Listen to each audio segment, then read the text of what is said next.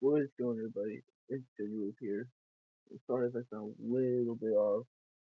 Something happened personal, and yeah, I'm not doing well. But I gotta make videos before I leave, so we're just gonna watch Smart. Do a little bit gameplay tomorrow. The biggest challenge with cold cases is finding out who people really were back then. Also, Hey, I'm Sapphire. make sure you like the video and subscribe to Smart. Great videos. Want to hear something scary?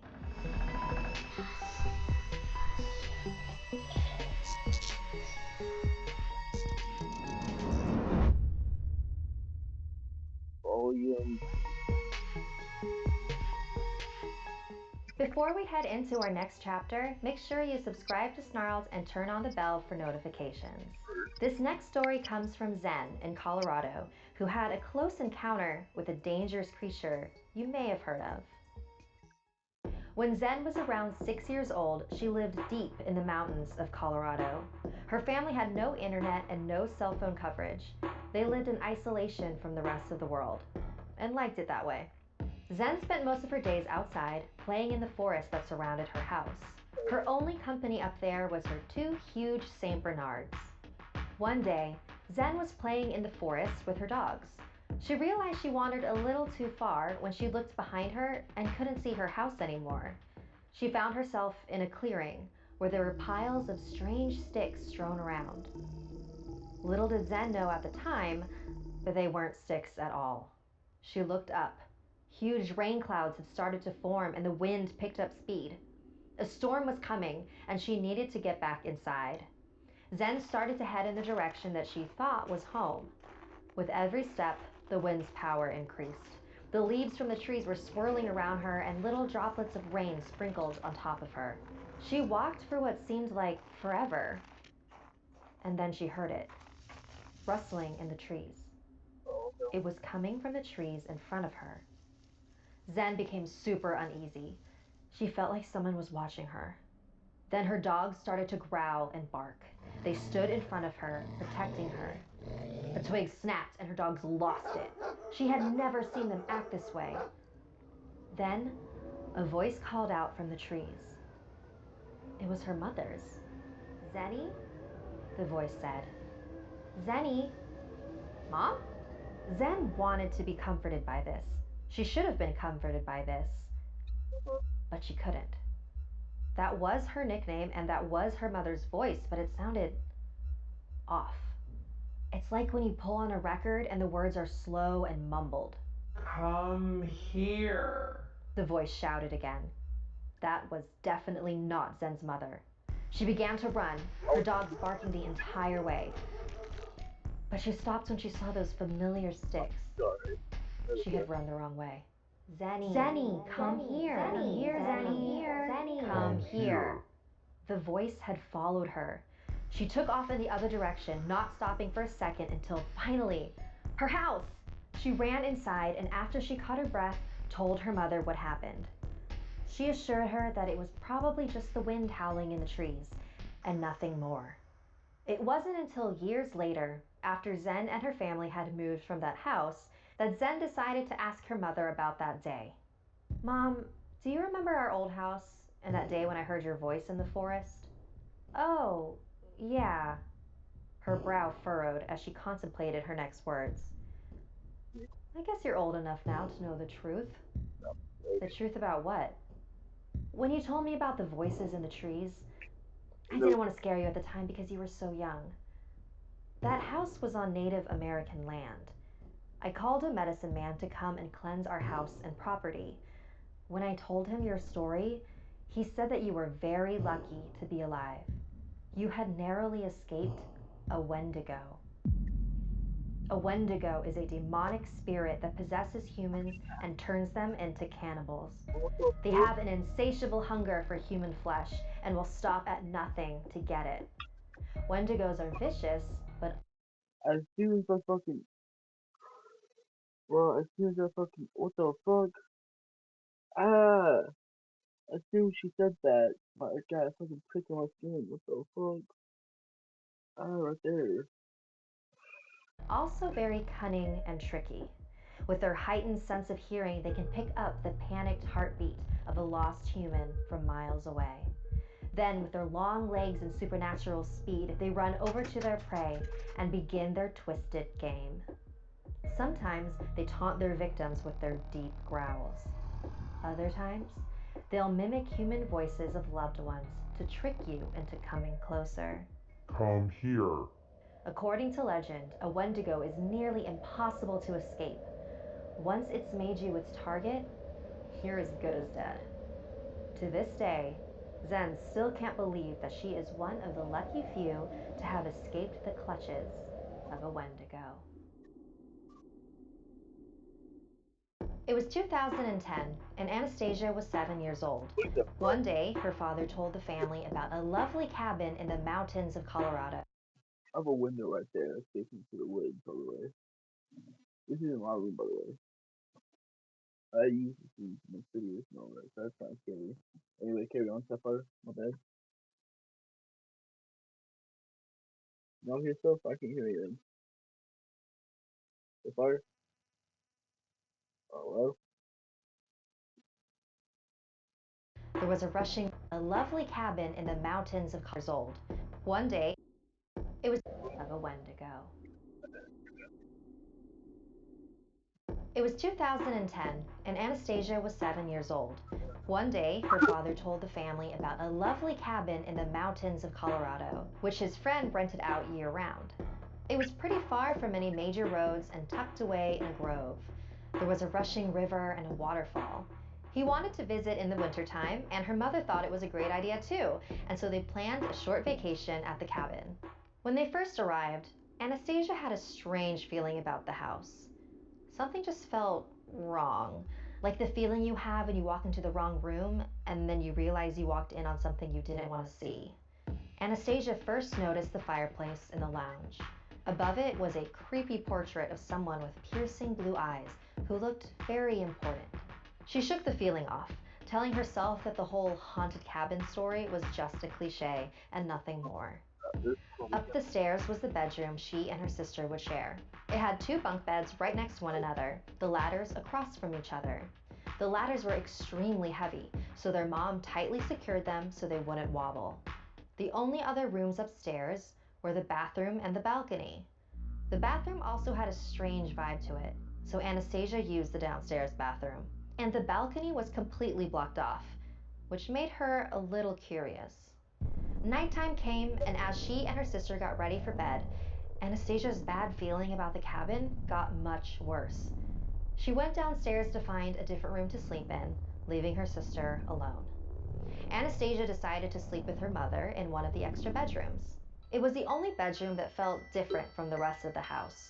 No weird vibes or energy. She felt like she could fall asleep there. There was a scrapbook on the bedside table, and her mom picked it up and flipped through it.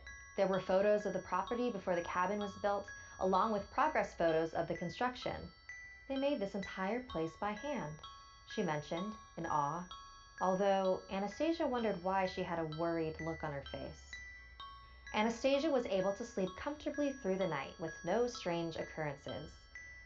And then the morning came. She and her mom walked into the kitchen to make breakfast and paused. Every single cabinet in the kitchen was open about 45 degrees. There was shattered glass all over the floor, and yet none of the windows or doors were broken. The glass had seemingly come from nowhere. The snow flurried outside. Her sister was still asleep. What happened last night?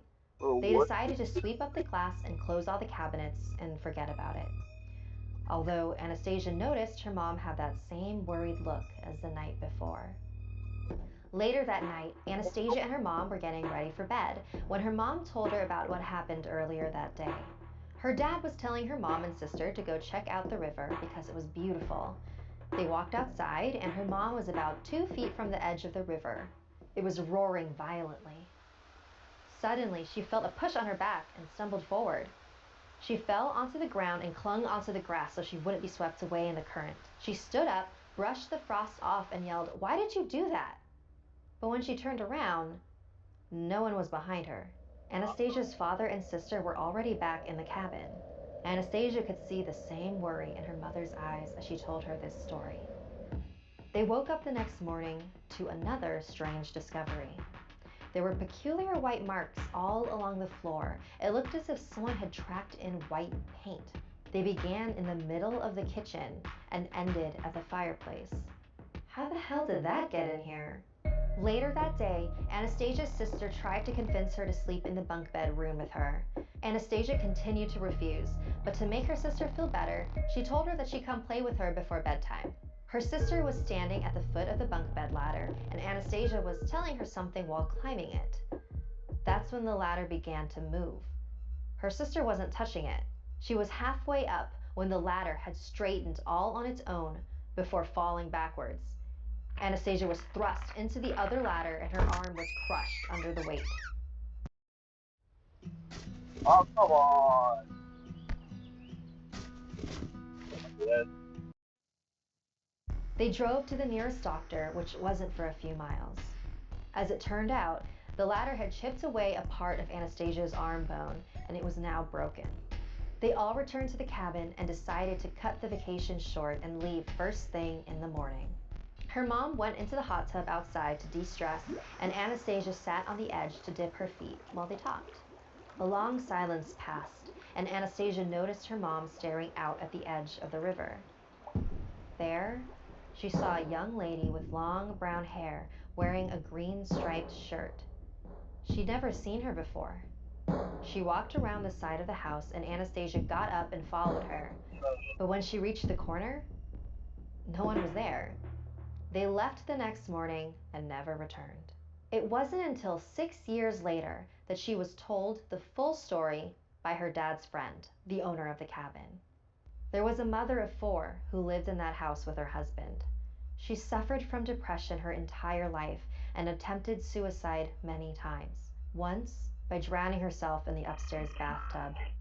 Another time, by burning in the fireplace. And every time her husband was able to stop her. Eventually she became fed up with him and killed him and threw his body into the river. Racked with grief and self-hatred, she hung herself from the balcony. How do you know all this? Anastasia asked her dad's friend. I saw it. She was my mother. It was the winter of 2013. McCall had just finished. That one was a good one. I like that one a lot. Also, Snark, by the way. Link in the merch description, right? No? No. God damn, $60 for a fucking hoodie? Fuck no. I'm sorry, Sapphire. His first year of wildland firefighting, and to celebrate, he and his friend Kobe went to his cabin, far off in the woods and mountains of Montana. McCall also bought himself a .44 Magnum revolver, which he brought along with him. Why? McCall and Kobe spent the day gathering wood, and once it got dark out, they burned the wood in the fire pit in front of the cabin. They were playing music through a Bluetooth speaker, sipping beers, and hanging out. About 5 minutes had passed when McCall heard a... Why do I kind of feel like this is about to turn into like Jason 40 type shit? I don't know why, but I kind of feel like something like that's gonna happen. I don't know. sound coming from behind the cabin. They both paused. It was probably just the wind or something. They both paused. Well, It was probably just the wind or something. I'm probably. McCall threw another log onto the fire, and they continued talking. A few minutes later, they heard it again. Did you hear that? Yeah. It's probably just some cattle or something. Hell no. Cattle don't make noise like that. I'd be They shitting. tried to think of what could possibly be the source of this strange, almost rhythmic sound. Maybe it was the trees freezing? But it wasn't cold enough for that. The nearest neighbor wasn't for a few miles. Was someone messing with them? Hey! Who's there? McCall tried to sound as intimidating as possible, despite being scared shitless. If you don't stop, I'm gonna shoot! They waited. McCall shot his gun at a nearby tree as it was burning. When the ringing in their ears began to fade, they heard a low, deep, guttural growl. McCall knows what all the animals in Montana sound like. Cougars, moose, black bears, badgers, coyotes, wolves. But this? He had never heard a growl like this before, and it sounded like a warning. McCall and Colby ran inside the cabin, locked the doors, and closed the blinds. The following morning, they walked outside to where the sounds came from to see if they could find any tracks, something to give them an idea of what was there. But the fresh fallen layer of snow had covered any evidence. The following summer, McCall and Colby returned to the cabin. McCall's uncle had recently passed away, and a mountain retreat was just what he needed. At this point, they had completely forgotten about the strange sounds last winter. They arrived at the cabin early in the morning and spent the day gathering firewood. Once it got dark, they decided to stop and go inside for a break. McCall made a large pot of coffee to stay awake, as they planned on staying up later to make a bonfire. The living room of the cabin had a couch that faced the front door. Next to the door was a large window with the curtains pulled back. It was completely pitch black outside. McCall and Colby were relaxing on the couch, sipping their mugs, when suddenly, a flash of light appeared outside. Moments later, another flash. And another. With every flash, McCall heard what sounded like the shutter of a camera, like someone was taking photos. McCall turned to Colby. "Do you see that?" The look on his face was enough of an answer. The flashing lights continued for 10 more minutes, and then silence. They heard footsteps, soft, slow, dragging along the ground. Someone was outside of the cabin. They were miles away from anyone else. Somebody had traveled a very long way to get to them. McCall and Colby grabbed their rifles and followed the sound as it made its way to the front door. It stopped. Despite having just drank 2 cups of coffee, McCall began to feel tired, heavy. It was like someone had just switched his brain to slow motion. He could faintly hear Colby say, "I think they're putting something in the air." "McCall? McCall, wake up!" It was morning. McCall was on the floor next to his bed. "How did I get here?" "I don't know, but I woke up in the middle of the hallway." "Do you remember what happened last night?" "I remember the footsteps at the door, and then I think we both passed out. But check this out." They walked downstairs to the living room. Colby pointed towards the front door. Both their rifles leaned neatly against the door, right where they aimed them last night. "Did you put those there?" "No." "Did somebody enter their house? And were they still there?" When they left later that day, there was a black Dodge Ram with tinted windows parked on the mountain, about a mile away from McCall's cabin. It probably wouldn't have caught McCall's eye if he hadn't known so much about the men in black. Since about half a century ago, people who had witnessed UFOs or other unexplained phenomena also claimed to be visited by mysterious men in black suits and ties. Usually these men threatened the witness to never speak of what they saw. These are the Men in Black, an organization whose job is to keep us from knowing what's really out there. Did McCall and Colby unknowingly witness something they weren't supposed to? And did the Men in Black pay a visit to make sure they wouldn't tell anyone? Unfortunately, there's no way to find out for sure. But if this video suddenly disappears with no explanation, I'll let you decide why. Like this video if it gave you... I'll bring it. Yeah, like the video. We are going to do some more Sapphire stories. Let's see if I can just find one easy right there. Am I already on it? No, we'll do scary part. It's volume 8. Let's do the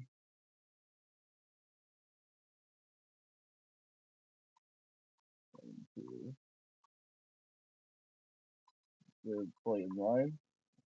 Okay, volume 8. We'll do this one. We'll do the first part. Okay, let's empty this one. Oh, Hey, I'm Sapphire. Want Wait, to hear something scary?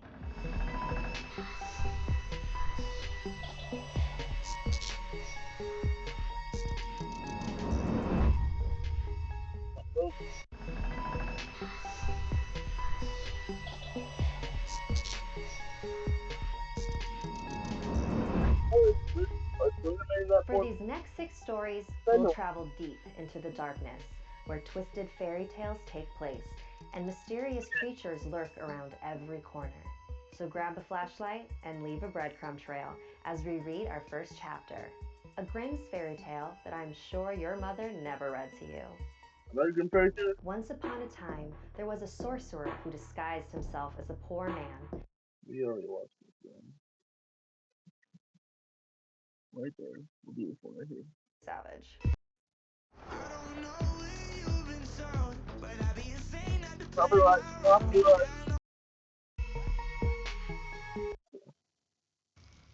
Damn. Fairy tales are pretty savage. You know what? Our next chapter is inspired by an encounter that Maggie and her family experienced. Oh, Maggie, her parents, her older cousin Brad, and 2 friends, Ethan and Angel, went camping at Henry W. Coe State Park in California. It was her first time camping, so she was incredibly excited, but also a little scared. The thought of being out in the open, protected only by a layer of nylon, that's kind of creepy. But her family assured her that she'd be safe and they would have a lot of fun. People go camping all the time. What's the worst that could happen? They arrived at the park at night and set up their campsite. While her parents went to sleep, Maggie and her friends were still up, talking in their huge shared tent. At about 3 a.m., Brad decided he wanted a little adventure. Hey, have you heard of the legend of China Hole? Ew, that sounds gross, said Maggie. Don't be immature. China Hole is one of the more challenging hikes in the park. Along the trail is a creek. Legend has of a woman. Maggie quickly retreated back into her bag. Eventually, a day that brings joy to many and misery to others. In honor of this holiday, I wanted to share one of my favorite stories about the scary things love makes us do. This is an abridged version. Hey, I'm Sapphire. Want to hear something scary?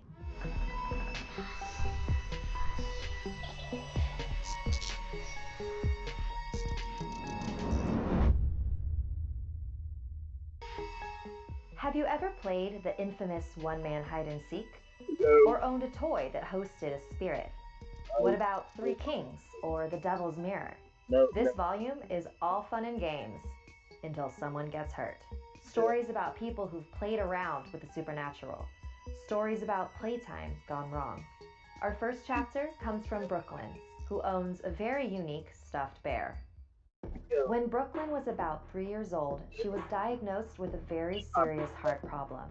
The doctors were always in a panic, horrified that her death would come any day. Brooklyn would constantly overhear nurses talking about how worried they were about a little girl. She thought that they might have been talking about her, but Brooklyn's mom calmed her down and reminded her that there were lots of patients in the hospital. Though it didn't help that whenever her nurse came into her room, her eyes were red and wet, like she had just been crying. It always made Brooklyn nervous. What was wrong? The night before Brooklyn was to undergo surgery, she asked her nurse, "You're always crying when you come in my room. Why?" The nurse froze. She slowly bent down and whispered in her ear, "You will understand when you see her." At the time, Brooklyn didn't know what that meant. The surgery was a success, and Brooklyn now had a new heart. Being a young girl, she couldn't quite yet grasp the gravity of what she had gone through. It didn't even cross her mind to wonder where this new heart had come from. She was just happy to be alive and well. Before she left the hospital, her nurse gave her a small stuffed bear and told her to take good care of it. Years had passed, and Brooklyn was now about 8 years old. She loved to draw and would sketch cute and happy characters like Winnie the Pooh and Dora the Explorer. But one day, while she was drawing, she heard a voice. It wasn't malevolent or scary, but rather calm and peaceful. "It makes me happy when you make art." It was faint, but Brooklyn knew that the voice was coming from the bear. She knew how crazy it sounded, but there was no doubt in her mind that there was a spirit living inside of it that wanted to be her friend. Her name was Rosalita, and she would talk to Brooklyn all the time. God, bitch ass name is Rosalita. No wonder you get fucking dead, bitch. And Brooklyn would talk back. I'm sorry. I said that was too far. Please don't kill me tonight. Any listeners to the spirit. I am so sorry.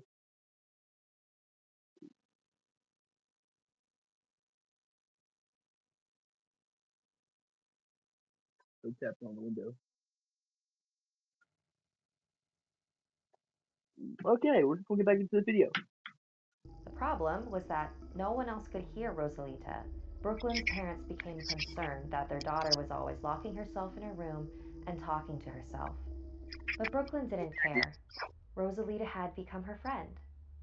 Brooklyn continued to draw pictures for her to I'm gonna have to finish this early. That shit can hear shit walking outside.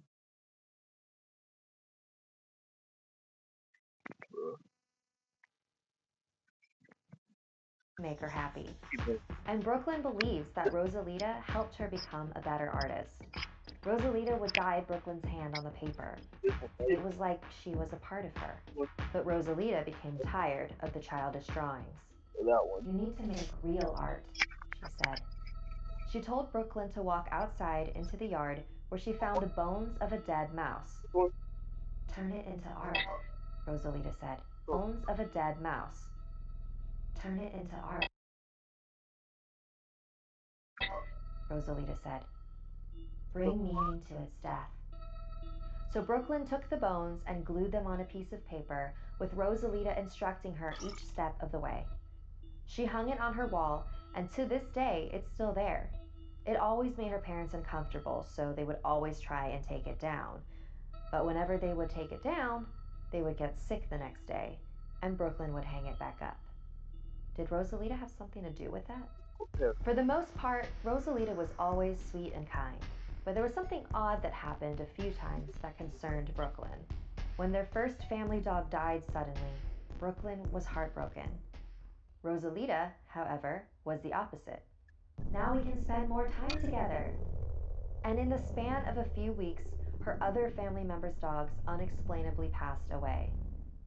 Did Rosalita have anything to do with that? Brooklyn is now 19 years old and still speaks to the stuffed bear that hosts Rosalita's spirit. Do you remember the nurse who gave this bear to you? Yes, I do. She was my mom. She was always crying because you. She was my mom. She was always crying because I wasn't doing well. I was staying in the same hospital as you. Did anyone ever tell you where your new heart came from? No. You are my art. Your life brought meaning to my death. Brooklyn began to cry. No way. Thank you so much. You're so important to me. But, Rosalita continued, on your 21st birthday, I have to go. What do you mean? I have to move on. Oh, why? Rosalita paused. I just have to go. And I'm bringing my heart with me. Does that mean that I'll... Rosalita didn't say another word and wouldn't answer Brooklyn whenever she brought it up again. What did Rosalita mean by that? Guess she'll find out in 2 years. The frenzy has begun. A very special thank you to Brooklyn in Missouri for sharing your story and photos with me. Our next chapter is a creepypasta written by Perfect Circle 35. During my childhood, my family was like a drop of water in a vast river, never remaining in one location for long. We were living in a house just outside the bustling metropolis of New Vineyard, Maine. Population, 643. The day after my 5th birthday, I came down with a fever. The doctor said I had mononucleosis, which meant no rough play and more fever for at least another 3 weeks. It was horrible timing to be bedridden. We were in the process of packing our things to move to Pennsylvania, and most of my things were already packed away in boxes, leaving my room barren. My mother brought me ginger ale and books several times a day, and these served the function of being my primary form of entertainment for the next few weeks. Boredom always looms just around the corner. I don't exactly recall how I met Mr. Widemouth. I think it was about a week after I was diagnosed with mono. My first memory of the small creature was asking him if he had a name. He told me to call him Mr. Widemouth because his mouth was large. In fact, everything about him was large in comparison to his body. His head, his eyes, his crooked ears, but his mouth was by far the largest. You look kind of like a Furby. Furby? What's a Furby? You know, the toy. The little robot with the big ears. You can pet and feed them, almost like a real pet. Oh, you don't need one of those. They aren't the same as having a real friend. I remember Mr. Widemouth disappearing every time my mother stopped by to check in on me. I don't want your parents to see me because I'm afraid they won't let us play anymore. The third or fourth morning after I met him, he greeted me with a large smile on his face. I have a new game you can play. We have to wait until after your mother comes to check on you because she can't see us play it. It's a secret game. After my mother delivered more books and soda at the usual time, Mr. Widemouth slipped out from under the bed and tugged my hand. We have to go to the room at the end of this hallway.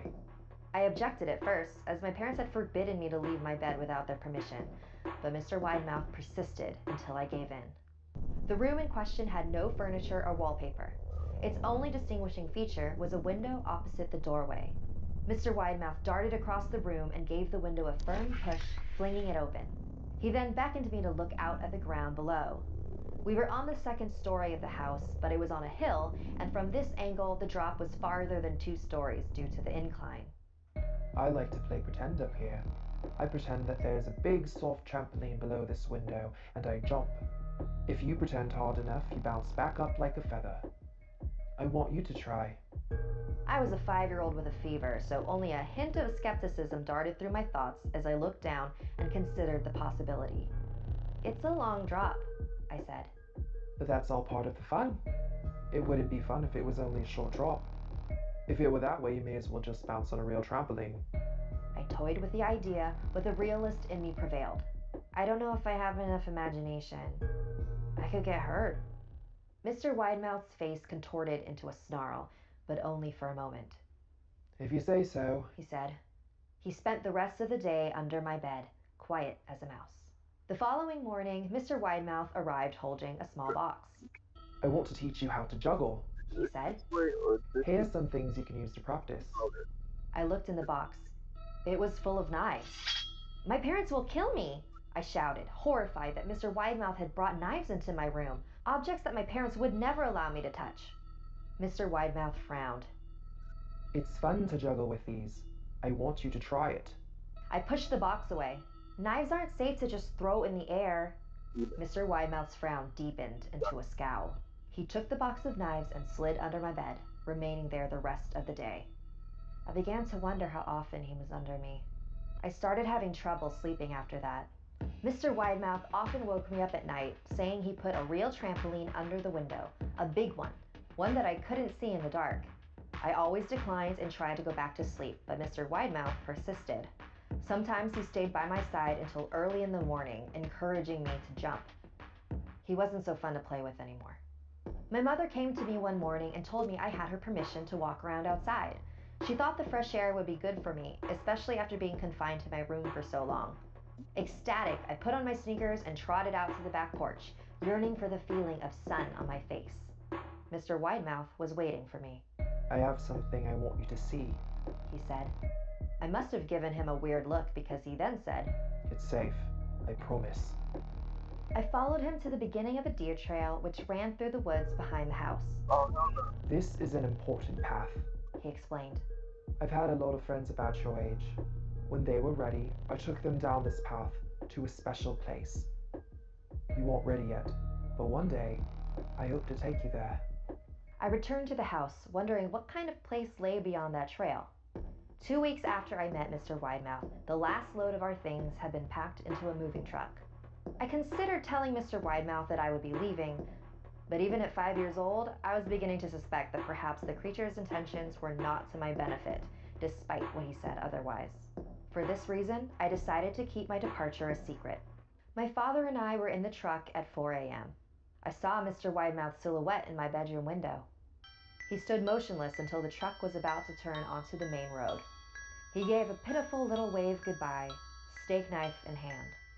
I didn't wave back. Years later, I returned to New Vineyard. The piece of land our house stood upon was empty except for the foundation, as the house burned down a few years after my family left. Out of curiosity, I followed the trail that Mr. Widemouth had shown me. Part of me expected him to jump out from behind a tree, but I felt that Mr. Widemouth was gone, somehow tied to the house that no longer existed. The trail ended at the New Vineyard Memorial Cemetery. I noticed that many of the tombstones belonged to children.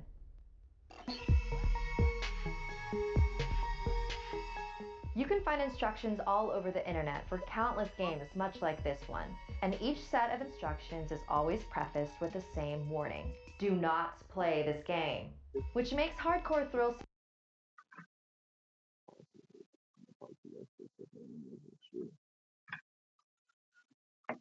So paranoid right now. I don't know what's happening, but I'm supposed to be close off. Got cheated on.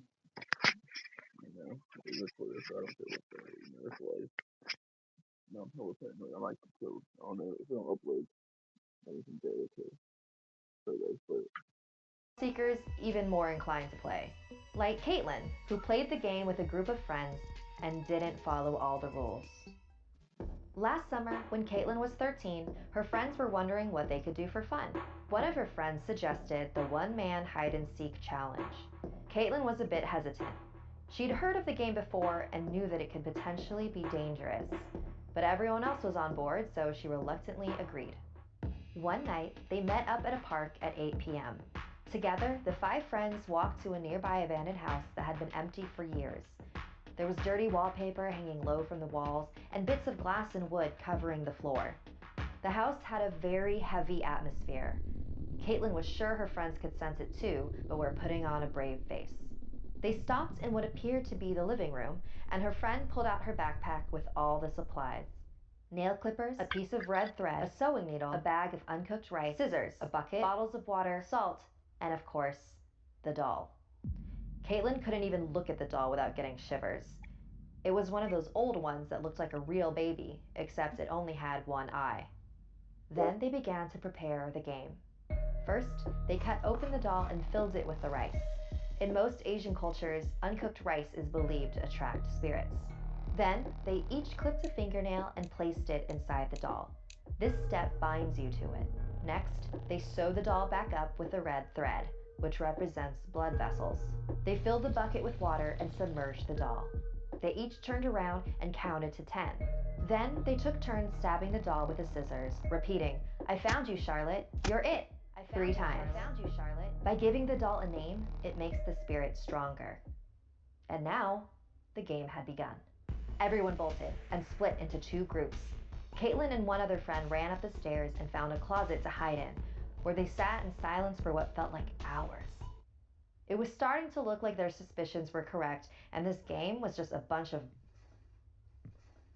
That's when they heard very light footsteps coming up the stairs. The footsteps grew louder and louder, closer and closer, with each step accompanied by a metal scrape. The sounds stopped right outside of the closet. They covered their mouths to muffle their breathing. Caitlin felt a sharp pain on her foot. She screamed and pulled her foot back and saw the scissors sliding from side to side underneath the door. They screamed and prayed and pleaded it for it to stop. Silence. Did that really just happen? Was that really Charlotte? Or was it one of their friends playing a prank on them? When they finally composed themselves, they opened the door. No one was there, and they didn't want to stick around long enough to see if they were wrong. They ran out of the house and back to their meeting spot at the park, where their other friends were already waiting. If they were playing a trick on them, could they have possibly run back here before them? When did you get here? A while ago. We thought we heard footsteps coming down the hallway, so we jumped out a window and ran here as fast as we could. So, you've been here the whole time? You weren't playing a prank on us? No. Why? What happened? As Caitlin and her friend explained what they had just gone through, everyone was in shock. But now that they were out of the house, they figured they were safe, and the doll couldn't hurt them. Unfortunately, they were wrong. You see, there were a few rules that they had forgotten to follow. The only proper way to end the game is to pour salt water on the doll when it finds you. But Caitlin and her friends ran out of the house before they could do that. So Charlotte still thinks they're playing. And one day, she's gonna find them. You're it! Want some Snarl swag? Head on over to our website at snarl.com. Want to see something scary live? Check out the video in the description below for more information on how you can demand your city. A very special thank you to Caitlin in England for... Oh, no, we good. That was good though so far. Proud of you. I will go read the Bible and pray to God I'll get murdered. You don't have a gun right beside me. But I'll see you guys later. That's in this video. Follow Daniel. Out.